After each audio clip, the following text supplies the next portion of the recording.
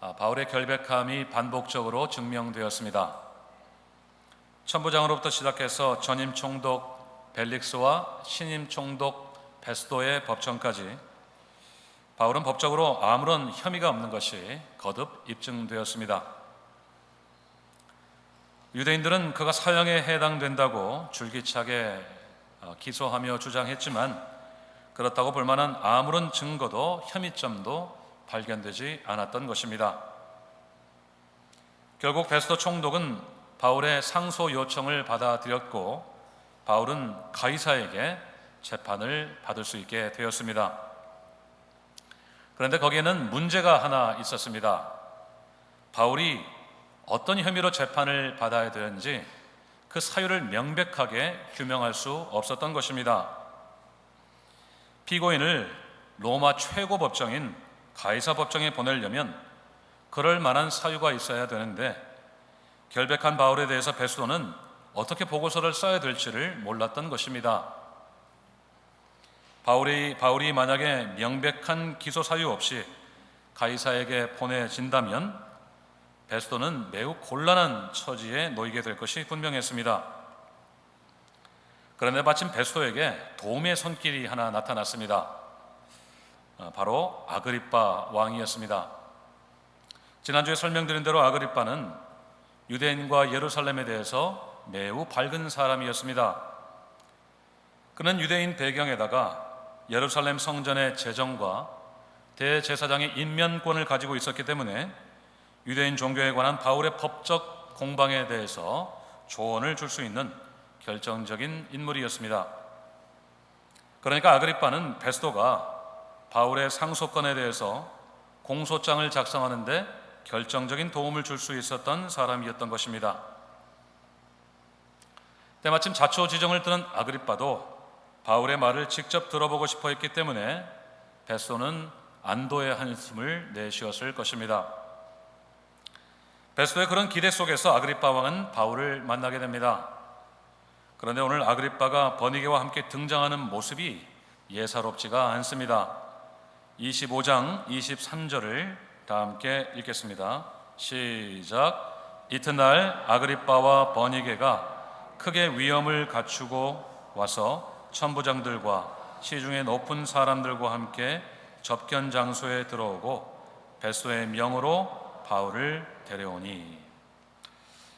아그리빠와 버니게가 베스도를 위시해서 천부장과 고위 관료들을 다 대동하고 접견장에 입장을 하는데 크게 위엄을 갖추고 들어왔다고 했습니다. 그들의 입장이 얼마나 위엄 있고 화려했는가를 잘 보여주고 있습니다. 어떤 장면이었을지 궁금하시죠? 그림을 하나 보여드리겠습니다.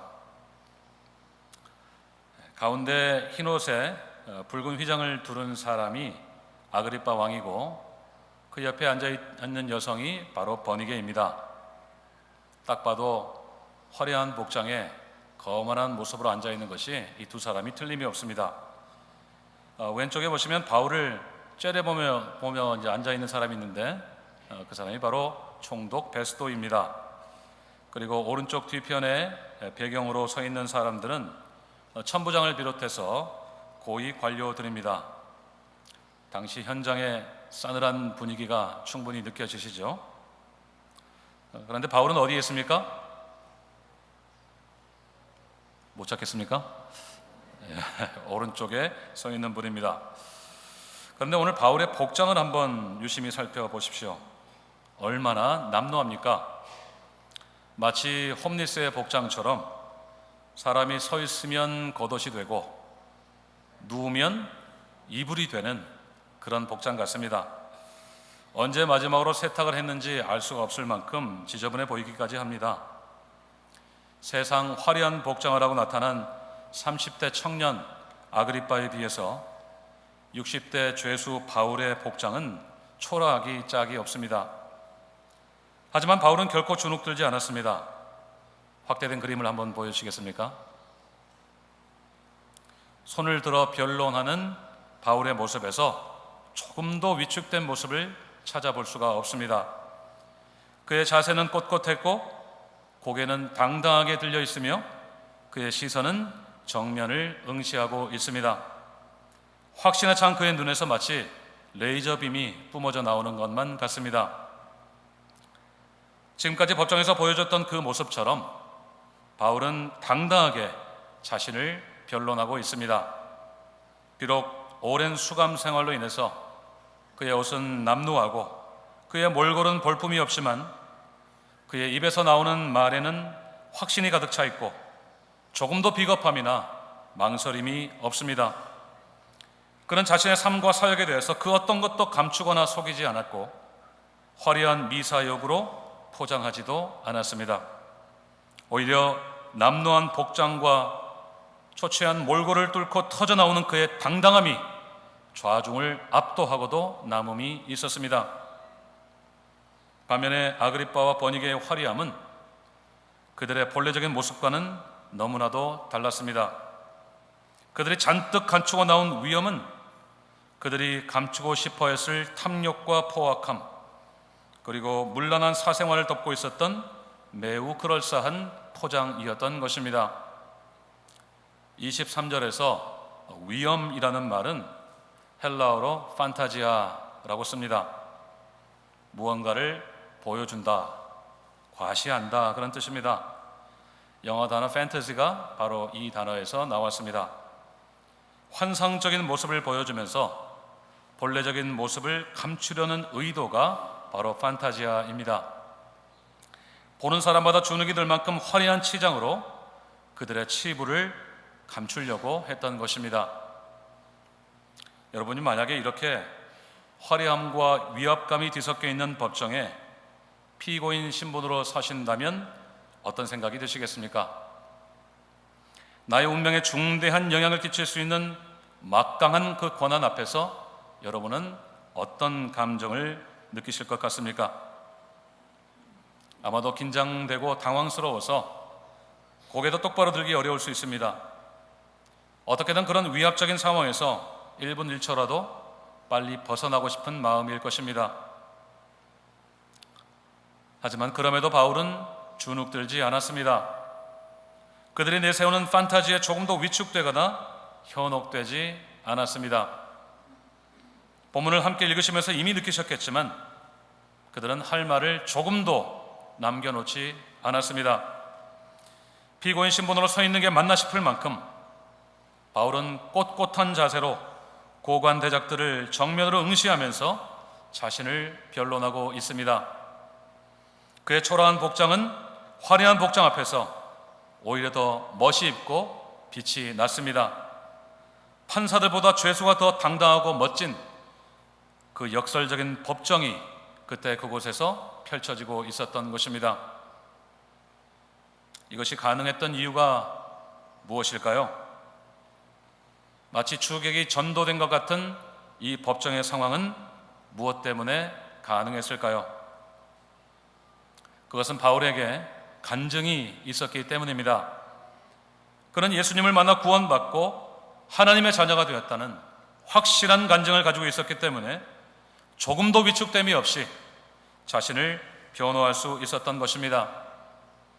화려함과 권위로 무장한 판타지아 앞에서도 바울이 담대할 수 있었던 것은 그의 다혈질적인 성격 때문이 아니라 그의 확실한 신앙 간증 때문이었습니다. 신학자 오스본은 당시의 법정의 분위기를 이렇게 설명합니다. 아그리빠 왕과 버니게는 매우 화려한 치장으로 그곳에 도착했지만 그 방의 진짜 왕족은 죄수, 즉 만왕의 왕의 거듭난 자녀였다. 바울의 간증은 그가 진정한 왕족인 것을 증명하고도 남음이 있었습니다.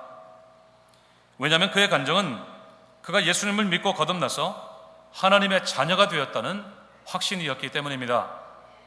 온 세상의 주인이시고 통치자이신 하나님, 만왕의 왕이신 예수님, 또 하나님의 영이시고 예수의 영이신 성령 하나님 안에서 바울이 확실하게 거듭났다는 그런 신앙의 고백은 그 청문회장의 진정한 왕족이 바로 자신인 것을 분명하게 보여주고 있었던 것입니다. 그래서 바울은 세상 왕 앞에서도 조금도 위축이 되지 않았던 것입니다. 하나님의 자녀로서의 권세는 이 세상 어떤 권세보다 크고 능하고 귀하다는 것을 확신했기 때문에 바울은 그들의 현란한 판타지아 앞에서도 당당하게 자신의 간증을 말할 수 있었던 것입니다. 사랑하는 여러분, 우리도 바울처럼 당당한 하나님의 자녀가 다 되시기를 바랍니다. 하나님이 우리에게 주신 자녀의 권세는 하나님의 권세인 것을 믿으시기를 바랍니다. 그 권세는 우리가 가지고 있는 권세들, 세상의 권세를 다 모아서 그것을 극대화할 때 가지게 되는 권세가 아니라 위에서부터 내려오는, 하늘로부터 내려오는 권세입니다. 우리의 아버지신 하나님이 자녀인 우리에게만 주시는 권세인 것입니다. 그래서 그 권세는 세상 그 어떤 권세와도 비길 수 없는 권세입니다. 이 세상에서 가장 높고 귀한 고귀한 권세입니다.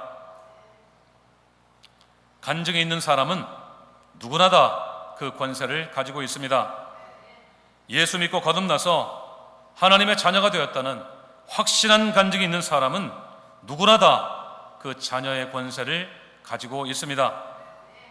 영적인 왕족으로서 누구 앞에서도 비굴하지 않고 어떤 상황을 만나도 위축되지 않을 뿐만 아니라 어떤 위기 속에서도 당황하지 않고 어떤 결핍에도 궁핍하지 않게 됩니다. 내가 왕의 자녀라고 하는 확실한 간증은 그 어떤 상황에서도 우리를 절망하지 않게 해줍니다. 여러분, 우리가 가진 게 많다고 당당해지는 것이 아닙니다.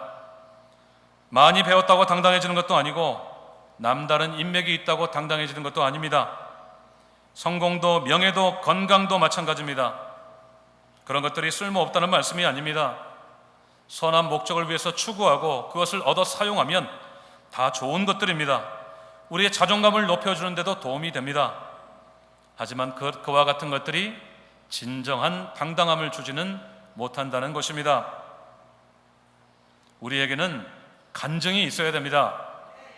내가 예수 믿고 구원받아서 완전히 다른 사람이 되었다고 자신 있게 이야기할 수 있는 간증이 있을 때 우리는 누구 앞에서도 당당하게 설 수가 있습니다. 오직 복음이 오늘의 나를 만들었다는 확실한 간증이 삶의 어떤 고난도 역경도 너끈히 이겨낼 수 있는 저력인 것입니다. 바울과 같이 확실한 간증으로 언제나 당당한 하나님의 사람들이 다 되시기를 간절히 바랍니다. 왕의 자녀의 권세로 어떤 판타지아에도 기죽지 않고 어떤 시험도 괴로움도 넉넉히 이겨내시는 하나님의 자녀 다 되시기를 주님의 이름으로 축원드립니다. 오늘 아그리파 앞에서 바울의 진술은 변론이라기보다는 간증이라고 할 수 있습니다. 오늘 26장의 간증은 사도행전 전체에 나오는 바울의 3번의 간증 가운데서도 결정판이라고 할 수 있습니다. 쉽게 말하자면 간증의 교과서다, 이렇게 말할 수가 있습니다. 오늘 바울의 진술을 살펴보시면서 우리에게 꼭 있어야 될 간증에 대해서 생각해 보도록 하겠습니다. 간증에는 3가지 요소가 있어야 됩니다. 예수님을 믿기 전의 나의 삶과 예수님을 만나게 된 계기나 과정, 그리고 예수님을 믿고 난 후에 나의 삶의 이야기가 있어야 됩니다. 자, 3가지가 뭐라고요? 예수 믿기 전에 나의 삶, 그리고 예수를 믿게 된 계기, 그리고 예수 믿고 난 다음에 나의 삶, 이 3가지 요소가 있어야 됩니다. 예수를 믿은 사건을 기준으로 그 전과 후의 삶의 변화가 바로 간증의 핵심입니다. 먼저 예수님을 믿기 전에 바울은 어떤 사람이었는지부터 살펴보도록 하겠습니다. 바울의 이전의 삶이 어떤 삶이었는지에 대해서 많은 증인이 있었습니다. 그가 고향 길리기아 다소를 떠나 예루살렘으로 왔던 어린 시절부터 성인이 될 때까지 동족 유대인들은 그를 익히 알고 있었습니다. 특별히 5절의 기록대로 바울이 당시에 가장 엄격한 유대교의 분파였던 바리새파의 일원으로 살았던 것을 모든 유대인들은 잘 알고 있었습니다. 바리새인들이 얼마나 율법에 대해서 철저하게 살았습니까? 비록 내면적인 의도나 동기에 대해서는 예수님께 혹독한 책망을 받기도 했지만 그들의 행동은 율법의 모든 조항에 대해서 그야말로 철두철미했습니다. 그들은 누가 봐도 신앙이 좋은 사람이었고 신앙과 삶의 일치를 위해서 자신들의 삶을 다 바쳤던 사람들이었습니다. 그래서 바리새파 운동은 당시의 경건 운동 중에서도 단연 최고라고 해도 과언이 아니었고, 바리새인으로 산다는 것은 모든 유대인들의 관심과 존경을 한 몸에 받는다는 것을 의미했습니다. 빌립보서 3장 5절을 보십시오. 바울은 자신의 과거를 소개하면서 이렇게 말했습니다. 빌립보서 3장 5절 같이 읽겠습니다. 시작.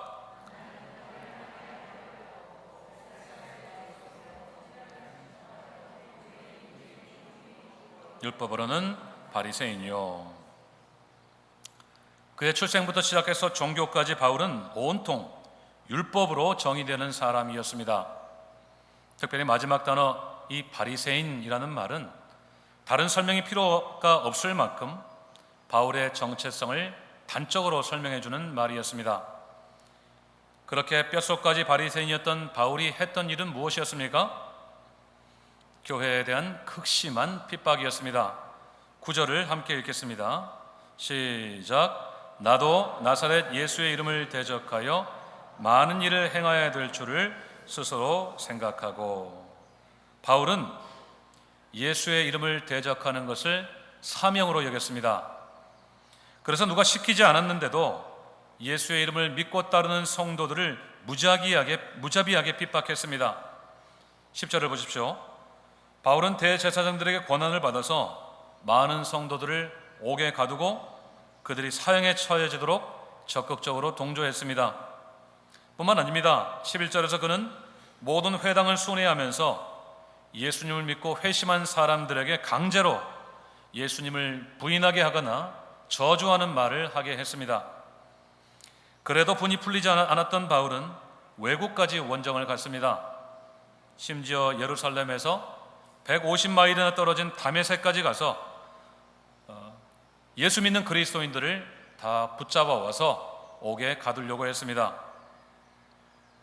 얼마나 잔혹한 사람입니까? 바울은 정말 나쁜 사람이었습니다. 바리새인으로서 자신과 신앙이 다르다는 이유로 바울은 자신이 가진 권한을 총동원해서 그리스도인들을 잔인하게 핍박했습니다. 그는 폭력도 서슴지 않았고 심지어는 사람의 목숨을 빼앗는 일도 주저하지 않았습니다. 바울이 이런 자신의 어두운 과거를 밝히는 이유가 무엇이겠습니까? 그것은 첫 번째로 바울이 철저하게 자기 주도적인 삶을 살았다는 것을 밝히는 것입니다. 9절을 다시 보십시오. 자신이 예수의 이름을 대적하여 많은 일을 해야 된다고 스스로 생각했다고 했습니다. 누가 시킨 것도 아니고 가르쳐 준 것도 아니라 바울 스스로 한 일이었습니다. 이것을 조금 다르게 표현하자면 바울이 자신 스스로에게 왕이 되었다는 것을 뜻합니다. 그러니까 자기가 자기 스스로에게 명령을 내린 것입니다. 이미 십자가에 못 박혀 죽은 저 나사렛 이단 예수를 아직도 믿고 있는 자들을 엄단해야겠다는 결심을 바울 스스로 했던 것입니다. 그는 그렇게 만왕의 왕이신 예수님 대신에 자기 자신을 왕으로 삼았던 사람이었습니다. 여러분, 바울이 그렇게 엉뚱한 일에 열심을 낸 이유가 무엇이었겠습니까? 그가 참된 진리를 몰랐기 때문입니다. 다른 바리새인들처럼 예수님이 바로 율법이 가리키고 선지자가 예언한 메시아인 것을 몰랐기 때문에 바울은 그리도 모질게 교회를 핍박했던 것입니다. 결국 바울이 예수 믿기 전에 어떤 사람이었는지는 두 가지로 요약됩니다. 하나는 자신이 스스로에게 왕인 삶이고, 그리고 또 하나는 참다운 진리에 대한 전적인 무지함입니다. 예수님이 온 세상의 메시아이시고 자신의 삶의 주인이신 것을 몰랐기 때문에 바울은 스스로에게 왕이 되어서 예수 믿는 사람들을 그렇게도 잔인하게 핍박했던 것입니다. 여러분, 이것이 바로 우리가 예수 믿기 전의 모습 그대로입니다. 참다운 간증은 우리가 이전에 스스로에게 왕이었던 삶을 시인하는 데서부터 출발합니다. 예수님을 내 삶의 주인으로 섬기는 대신 내가 주인된 삶을 살았던 것은 내가 참다운 진리를 깨닫지 못했기 때문이라고 인정하는 것이 바로 간증입니다. 내가 아무리 잘났고 똑똑했어도 예수님을 알아보지 못한 것이 가장 큰 무지함이고, 내 뜻과 내 생각대로 살았던 것이 인생 최대의 잘못이었다는 것을 인정하는 것이 바로 간증의 출발점입니다. 그렇게 지난날 무지하고 무모했던 우리 자신을 철저하게 인정하는 그 간증이 우리 모두에게 있기를 간절히 바랍니다. 간증의 두 번째 요소는 예수님을 만난 체험입니다. 오늘 보면 13절부터 18절까지 나오는 내용인데요, 바울은 자신이 다메섹으로 가던 길에 예수님을 만난 경험을 이야기합니다. 햇빛보다 더 밝은 빛 가운데 자신을 찾아오신 예수님 앞에 납작 엎드렸을 때 그분의 음성이 들려왔습니다. 14절입니다. 사울아, 사울아, 내가 어찌하여 나를 박해하느냐. 교회와 성도에 대한 바울의 핍박을 예수님 자신에 대한 핍박으로 여기신다는 것입니다. 바울이 지금까지 어떻게 잘못 살아왔는지를 말씀해 주시는 것이었습니다. 마치 주인의 명령을 따르기 싫어서 가시 박힌 막대기를 스스로 걷어차는 짐승처럼 주님을 거역하는 인생이 헛된 수고일 뿐이라는 말씀입니다. 아무리 애쓰고 힘쓰고 열심히 살아도 그 인생은 스스로 고통을 자초할 뿐이라는 것입니다. 바로 그때 예수님은 바울에게 사명을 주십니다. 16절에서 예수님은 자신이 바울에게 나타나신 이유를 설명하셨습니다. 곧 바울을 예수님이 본 일과 앞으로 예수님이 그에게 나타나실 일에 대해서 종과 증인으로 삼으려고 하신다고 했습니다. 또 그를 이스라엘과 이방인들에게 보내셔서 그들에게 구원을 베푸신다고 했는데요, 18절 말씀을 다 함께 읽겠습니다. 시작. 그 눈을 뜨게 하여 어둠에서 빛으로 죄사함과 나를 믿어 거룩하게 된 무리 가운데서 기업을 얻게 하리라. 아멘. 이 사명의 내용을 가만히 보십시오. 이 내용은 사실 바울이 실제적으로 경험했던 은혜가 아니겠습니까? 주님을 알아보지 못하던 자신의 눈이 뜨여져서 어둠에서 빛으로, 사탄의 권세에서 하나님께로 돌아오게 되었고, 죄사함 받고 하나님의 자녀가 되어서 영원한 상급을 받게 된 바울 자신의 체험 그대로입니다. 자신이 경험한 은혜를 그대로 다른 사람에게 전하는 것이 바울이 예수님께 받은 사명이었던 것입니다. 주님을 만난 경험의 핵심은 바로 눈이 뜨여진 사건입니다. 어둠 가운데 있던 눈이 뜨여져서 주님을 구주로 알아보고 믿고 그분께 구원을 받을 뿐만 아니라 앞으로 내가 무엇을 위해 살아야 될지를 깨닫게 되는 사건입니다. 마치 정전된 깜깜한 방에서 이렇게 칠흑같이 어두움 속에 있다가 다시 그 방에 불이 들어오는 것처럼 내 인생의 문제가 무엇이었는지를 깨닫고 삶의 방향을 완전히 바꾸게 되는 것이 바로 예수님을 만난 경험입니다.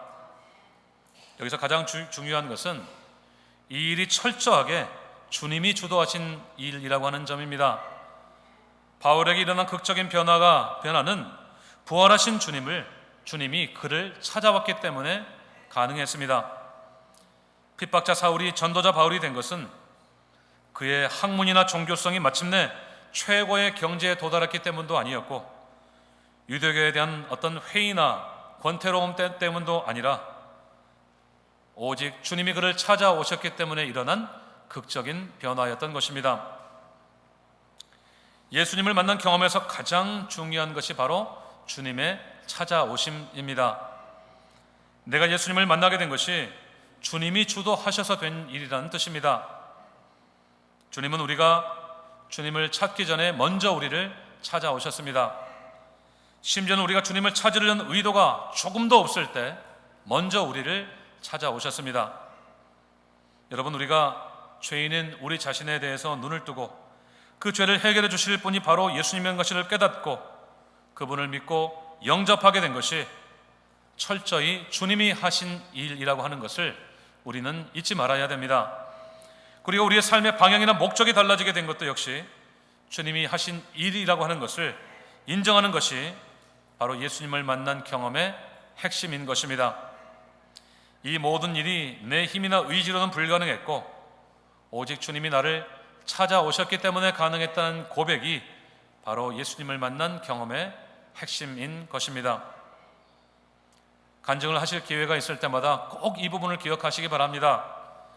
예수님이 나를 찾아오셨기 때문에 내가 눈을 뜬 이야기, 예수님에 대해서, 나 자신에 대해서, 그리고 내가 살아야 될 삶에 대해서 깨닫게 된 이야기가 바로 예수님 때문에 가능했다고 그렇게 말할 수 있어야 됩니다.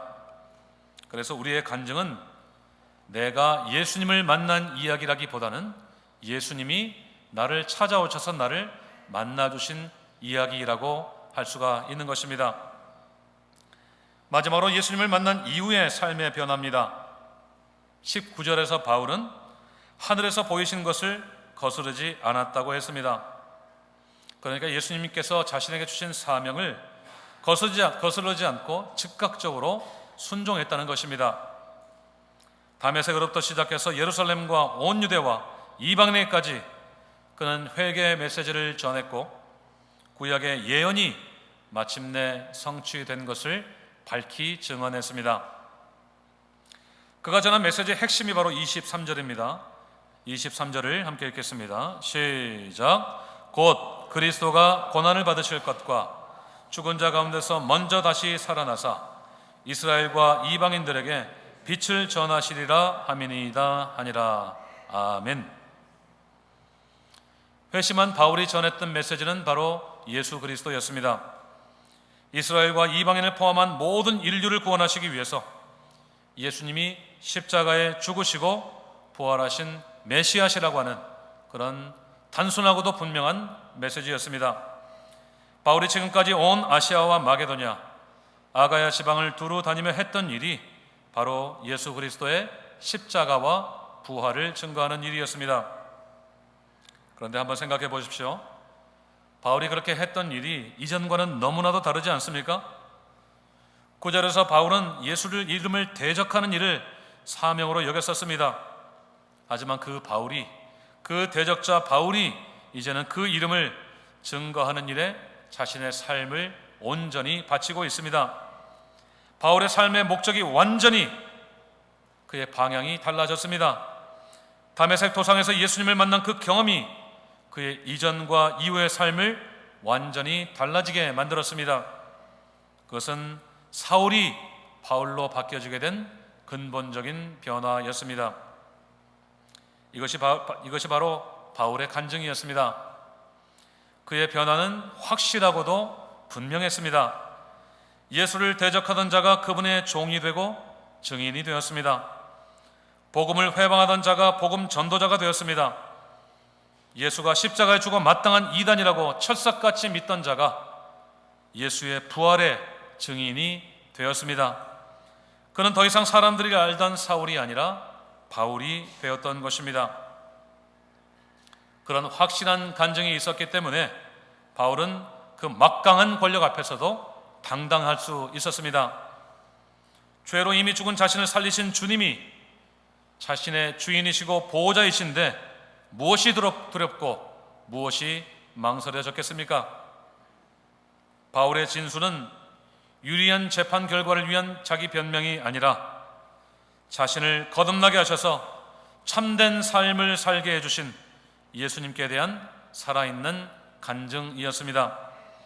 그래서 그는 오늘 당당한 모습으로 막강하고도 화려한 권력의 판타지 앞에서 또 그들을 배후에서 조종하는 악한 권세 앞에서도 조금도 위축되지 않았던 것입니다.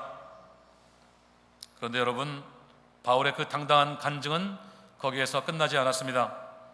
그의 간증에는 결론이 있었습니다. 29절 말씀을 다 함께 읽겠습니다.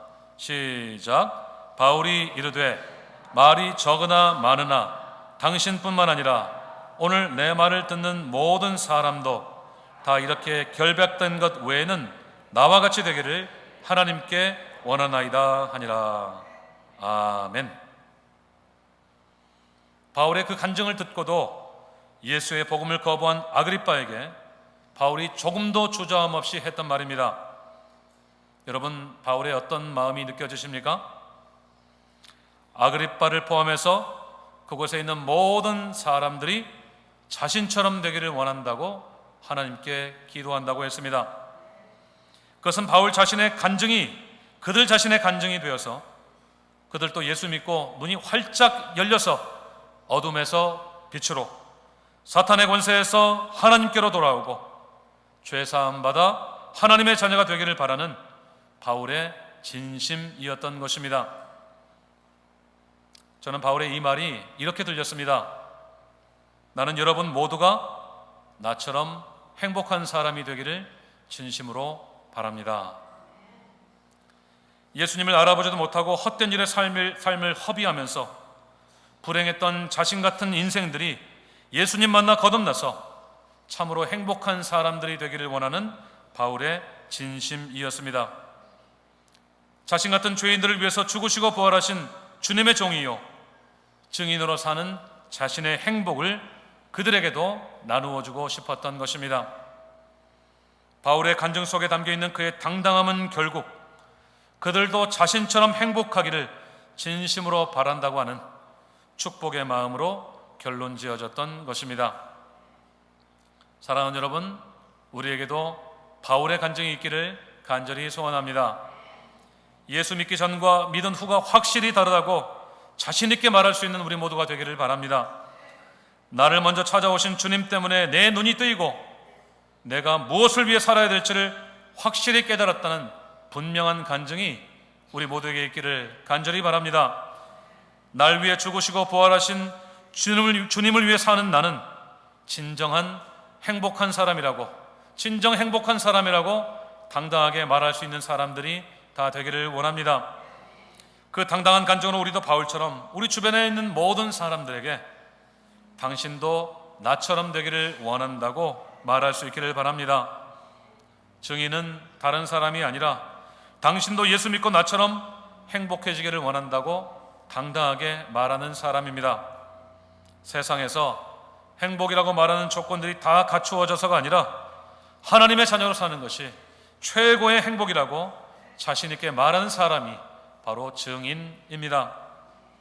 우리가 사랑하는 가족들에게, 같이 일하는 직장 동료나 비즈니스 파트너에게, 심지어는 우리보다 더 성공하고 더 잘되고 더 높은 힘과 지위를 가진 사람들에게도 조금도 주저함 없이 당신도 예수 안에서 나처럼 행복한 사람이 되기를 원한다고 자신 있고 당당하게 말하는 복음의 증인들이 다 되시기를 주님의 이름으로 축원드립니다. 기도하시겠습니다.